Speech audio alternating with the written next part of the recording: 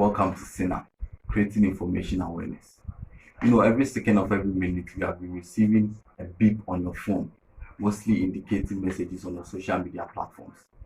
These messages are mixed with false and, of course, true information. But have you ever sat down to painstakingly check the facts of this information? We are in trying times, time of uncertainty where there is fear and panic everywhere. Most people are afraid, most people are scared because of misinformation. That is why Sina is here. Here we set the record straight. You need the right information in order to make informed decisions. So on this channel, we are going to discuss pertinent issues that particularly concerns you and your family. And today on our first ever show, we have with us two distinguished guests who are going to help us discuss on the novel coronavirus, which is mostly called the end COVID-19. So let's quickly talk to our panelists. Let's get welcome. It's an honor to have you on our show. And quickly, within 1 minute, please introduce yourself. We start with you, Madam Odell. All right, thank you. I'm Odell Skosana and I'm from Zimbabwe, currently studying microbiology, and it's an honor to be here.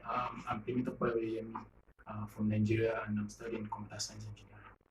It's good. It's good that we have two distinct guests from different countries. So quickly, what is the coronavirus about? What is it at all? All right, according to the World Health Organization, the coronavirus is a large family of viruses, some of them like the SARS and the MERS. But then right now, the pandemic that we're facing right now is caused by the COVID-19, which is a different strain of the virus altogether and causes illnesses that can be mild or they can cause death. And they'll be ranging from just a dry cough to chest problems to serious respiratory tract infections. Yeah, the virus, you understand? So we have SARS, we have MERS. I think SARS is this syndrome. SARS is severe acute respiratory syndrome. Exactly. You understand? Yeah. So the viruses mutate. Yeah. So the one we are facing in the world now is COVID-19, Yeah. and it's started from China. That was last year, December 2019. So that's the name. That's why the name is COVID-19. You get it? So not until March 11th, 2020, this year, that was when WHO, World Health Organization, declared it to be a global pandemic. Exactly. Yeah. So here we are. That's Yeah. So just as you said, the N stands for novel, right? And the COVID is the coronavirus. And 2019 was the year that the virus broke out in China.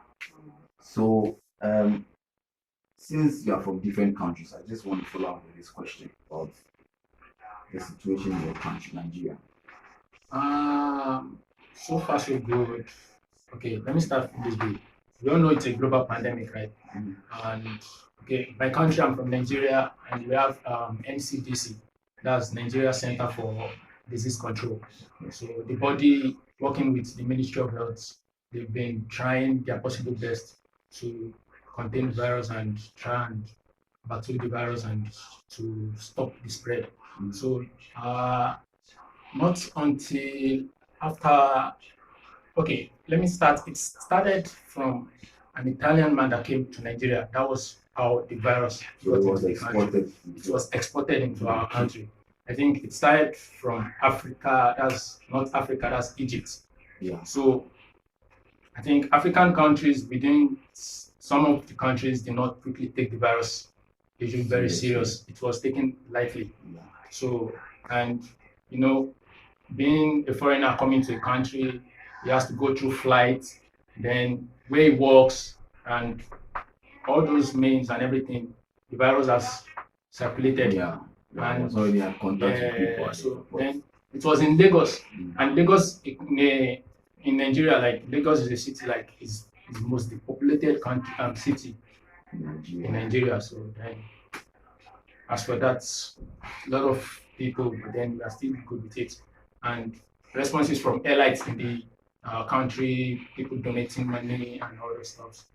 I think we've been able to control it to make it, but then the numbers is still increasing.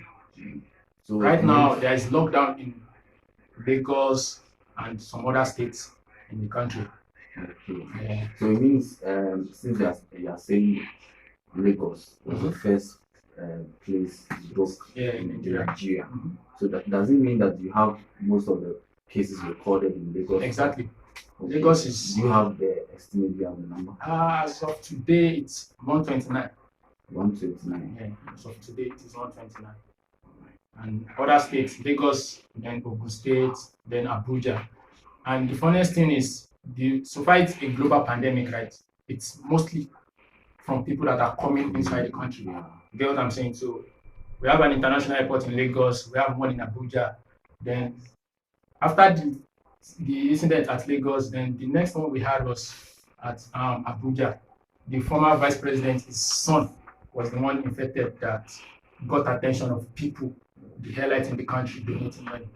So for now, I think the NCDC is trying their possible best to Reduce the spread. reduce the spread of the virus. Quickly, let's move to Zimbabwe. What is the situation there? Alright, currently they've initiated a lockdown, which is for 21 days. And although essential services are still open, like for grocery and pharmaceuticals and things like that, Zimbabwe being a third world country, delivery services are not a much practiced. Is the word. Action.